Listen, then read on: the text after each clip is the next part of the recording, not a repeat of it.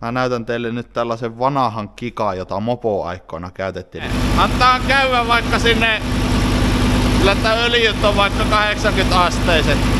Elikkäs kyseessähän on Sedan 9 D24 TIC. Mutta mulla ei ole niinku semmoista minkäännäköistä fiilistä, että miten tiukalla tän remyn pitäisi oikeesti olla. Varti oli pois. Mechanic. Älä Tiedän kaikki tää vittua. No niin, äsken vääntäkään. Niin tämmösiä vinokoneita. No ovat sivut tuolta repiä irti. Pitäis taalata. Jotain mitään ei tykästä kautta. Pistoneerana.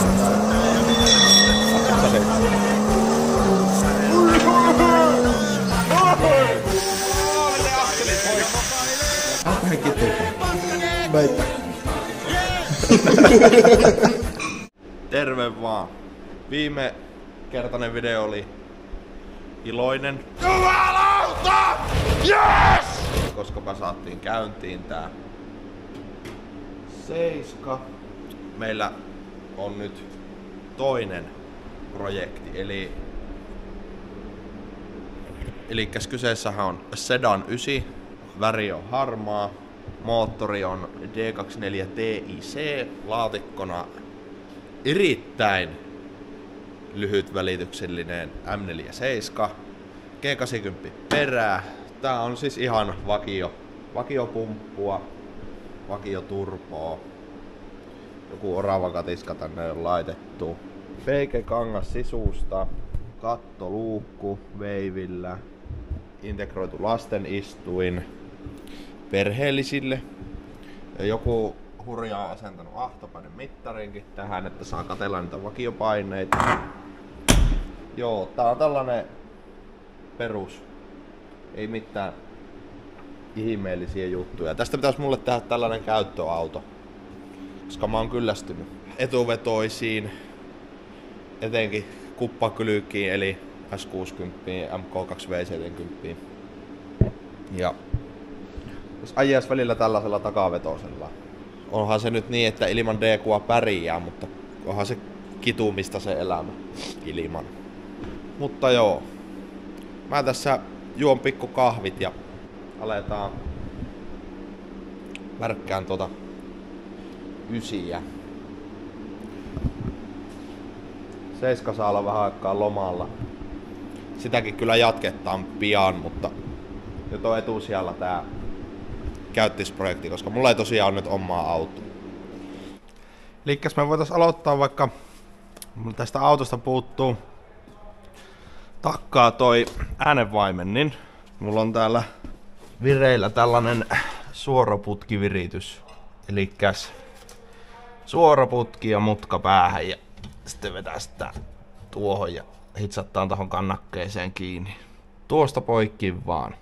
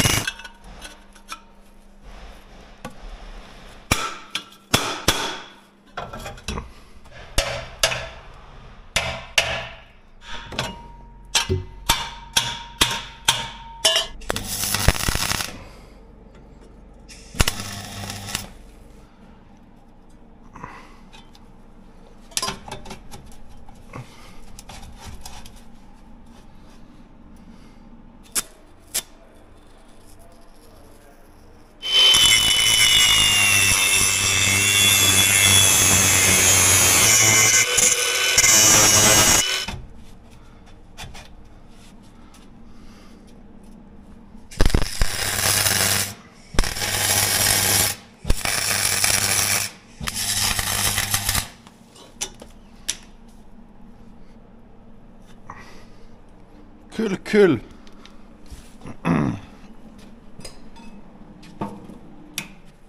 The next morning. Okei, nyt ollaan taas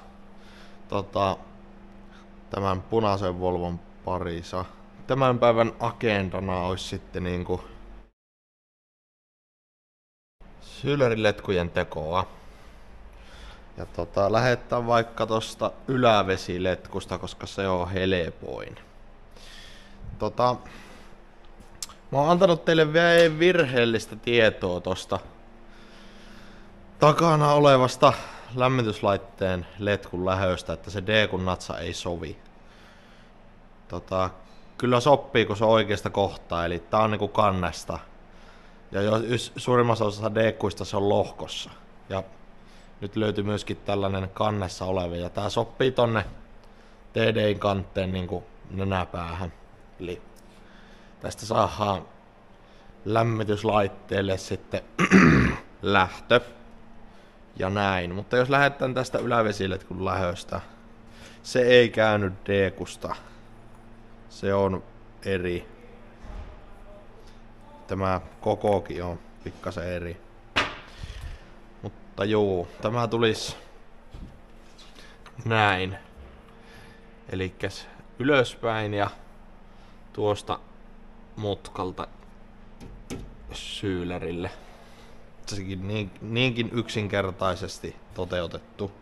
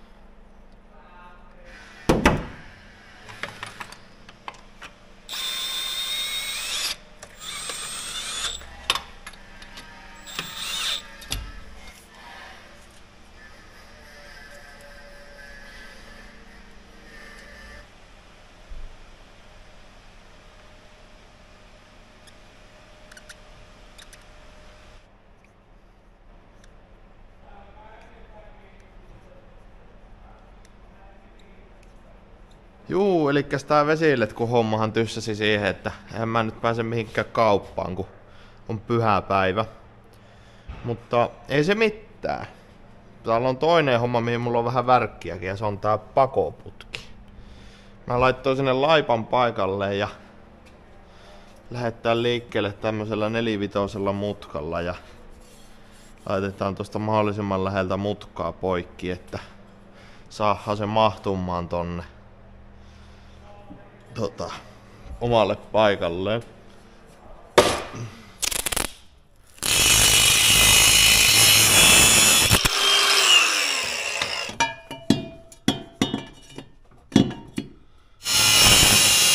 Ei oikein onnistunut tuolla 4-vitosella kulmalla, sen pitäisi olla vähän jyrkempi. Itse asiassa niin jyrkkä, että se on melkein 90 astetta, joten mä teen tän tälleen. Mulla oli tämmönen rosteriputken pätkä, jossa on tällainen laippa. Tämä ei kuitenkaan ole V-pantalaippa, joka on sikäli aika surullista, koska mulla olisi toi pakoputken lähtö, jossa sitten taas olisi V-pannan lähtö. Tää on niinku, olisiko 3 milliä leveämpi kuin V-pantalähtö ja myöskin tässä ei ole tämä ei niinku kiilautuva tää laippa. Eli tää on vaan ihan normaali joku kiristyslaippa, joku teollisuusputki. Eli mä tyydyn vaan hitsaamaan tämän tohon sitten loppujen lopuksi kiinni. Mutta siis heti downpipeissahan meillä löytyy siis joustopala. Ja tähän myöskin, tähän putkeen nyt sitten hitsaamme tuon pakolämpöanturin. Ja tämähän jatkuu sitten tämä putki taaksepäin tästä tällaisella toisella 90 asteen mutkalla. Näin. Eli tämän näköinen olisi meidän downpipe. Aion nyt ihan vaan mikillä hitsata tämän kassaan, koska tää on mustaa rauttaa tai joustopalana on rosteria, mutta se sitten vähän ruostuu siitä, mutta eipä voi mitään. Pakokäärä siihen tulee kuitenkin päälle tuohon lähtöön ja täältä taaksepäin sitten tehdään mustalla putkella.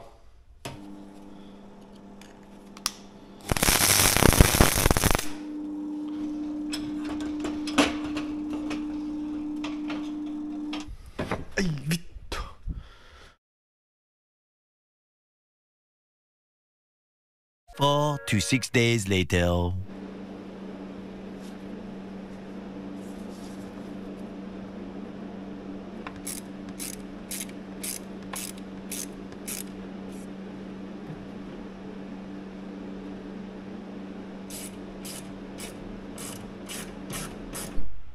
Okei, eli mulla on tässä nyt ylä- ja alavesiletku tuloillaan. Alavesiletkun koppa on paikallaan ja sillä on termostaatti ja tiivisteet ja nyt pitäisi laittaa lämmityslaitteelle letkua. Tässä on tällaista, tää on ihan glykoolille tarkoitettua, tää oli puuilossa. Mun tulee puuiloon.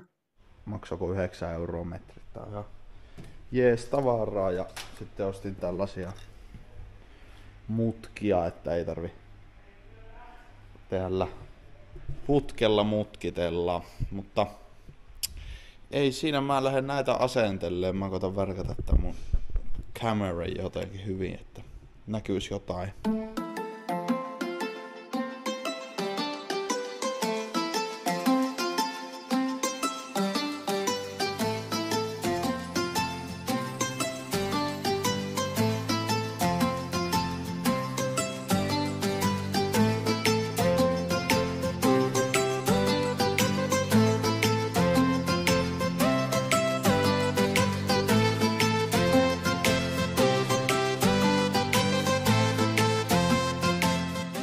Alright, nyt meillä on kaikki vesiletkut paikallaan, myöskin noin lämmityslaitteen letkut. Nyt ei muuta kuin lähdetään paisuntasäiliöön lisäämään nestettä ja näissä tapauksessa nyt vettä.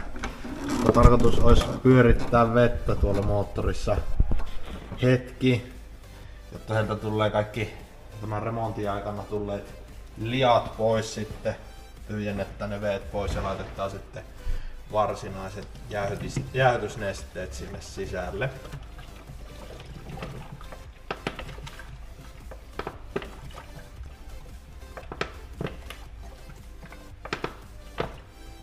Havaitsin tuossa jäähdytysjärjestelmää täyttäessäni, niin että toi ylävesiletkun tää natsan ja kannen välinen osa vuotaa ja mulla nyt ei ole siihen oikeaa paperitiivistettä enkä viitin ruveta sitä liimaamaan, niin mä näytän teille nyt tällaisen vanhan kikan, jota mopo-aikoina käytettiin. Eli siihen tarvitaan tällainen maitopurkki, piimäpurkki, ihan sama mikä. Tässä on nyt tämmönen kaakaopurkki, vasara, mattoveitsi. Lähdetään siitä, että leikataan tästä purkin kyleestä tällainen sopiva palanen. Purkki kannattaa huuhella hyvin. Itse en tehnyt niin. Sitten asetetaan tää pahvi tähän päälle. Kannattaa laittaa ruuvipenkkiin tää itse tiivistepinta hässäkkä, että se ei lentele ympäriinsä. Sitten vaan vasaralla tähän tappaa. Ja näin meillä on tuon tiivisteen kuva tässä. Sitten ei muuta kuin ääriviivoja pitkin. Näin. Jos oot oikein hyvin saanut vasaroitua, niin se saattaa revetä myöskin noita hakattuja reunoja myöten. Itse en viihtinyt pieksää, koska pelottaa, että menee rikki toi natsa. Ja näin meillä on valmis pikatiiviste. Sitten ei muuta kuin tiiviste hollille ja kanteen kiinni. Kannattaa muuten laittaa tää valkoinen puoli tästä purkista näkyville päin, koska et varmaan halua, että siellä lukee, että täys maito siellä sun moottorissa tai esimerkiksi mopon lohkon kyleessä.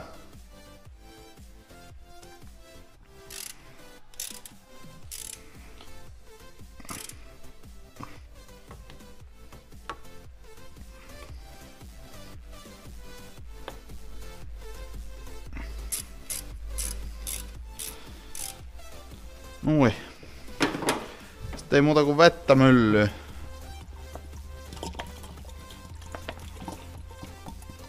Tois kaikki letkut paikallaan ja vuodot korjattu ja niin edespäin. Ottaa vielä vaan kaikki työkalut tästä pois ja mä oon sitä mieltä, että vähän piettäis sitä käynnissä ja katsotaan näkyykö myöskin öljyvuoto. Ja sen mä tiedän, että tossa on pikkunen polttoainevuoto, mutta mä en nyt tähän tuohon suodattimeen löytänyt uutta O-rengasta. Ei siinä mitään.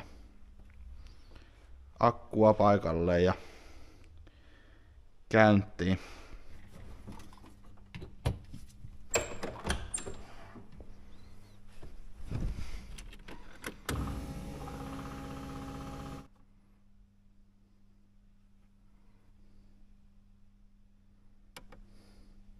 Mä en nyt jaksanut säättää, mä en saanut yhdistettyä nyt heti tohon mun mittaristossa olevaan puhelimeen tätä defiä, niin se on nyt yhdistettynä tähän mun luuriin.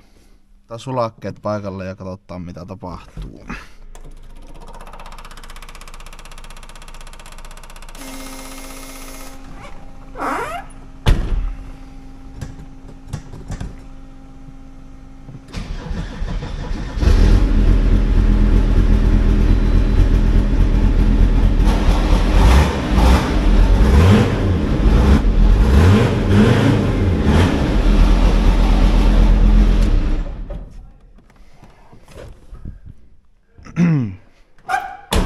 Tää avata ovi, ettei haise. Ihan niin hirveä toi pakokaasu. Kokeillaan vähän säättää tota. Pannaan vaikka vähän syöttyä isommalle, koska se on aika pienellä.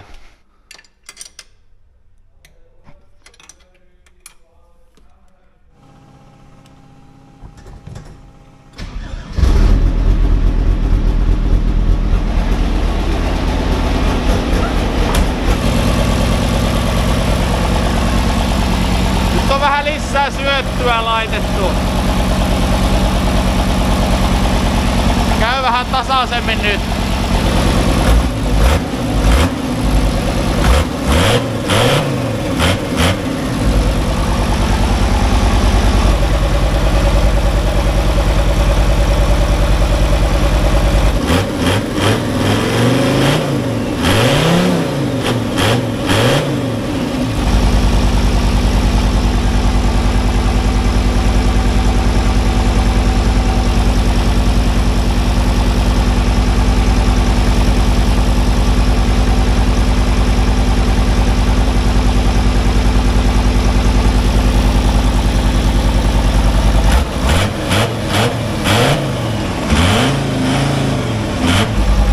Vuottaa melko paljon.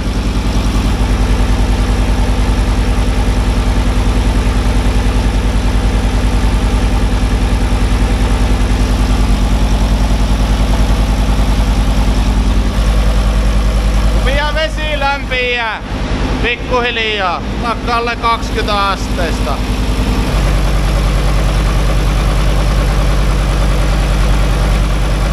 Nyt ei huohota enää yhtään.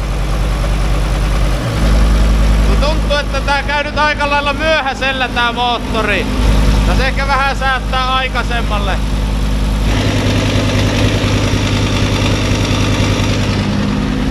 Ei se ainakaan öljyä vuoja.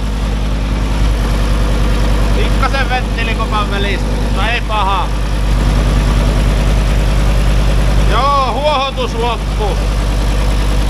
Oikeastaan kokonaan.